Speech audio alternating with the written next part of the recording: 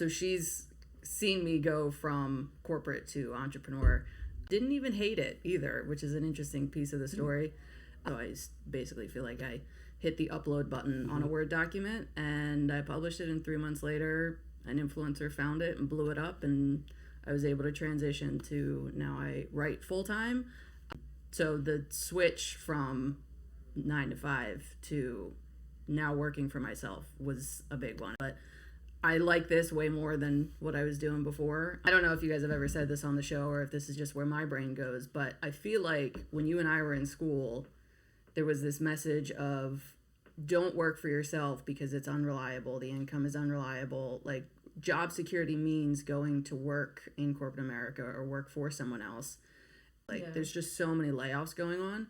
And I think the message has really changed now where, no, now you don't want to work for someone else because they can let you go at any point for any reason. Work for yourself because you have complete control. Okay, not complete. No one has complete control. But you have way more control over your own job and your own income. Being your own boss is a myth, and I can say that confidently as my own boss and the host of the Fire Your Boss show.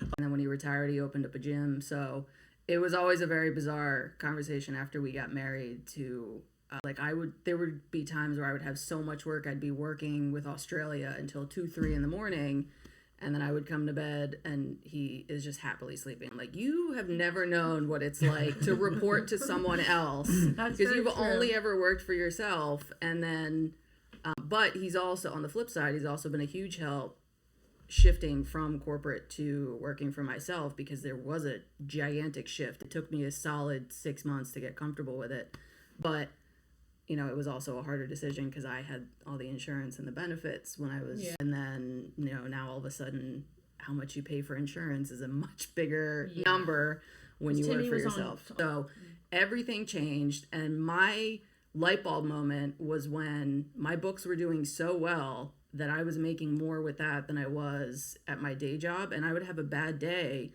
And I'd be like, why am I here? Like, it's not even a money reason anymore. Yeah. And it took me a while to feel like I was okay to leave my job, because working for yourself is really fucking scary. I mean, especially having never done it before.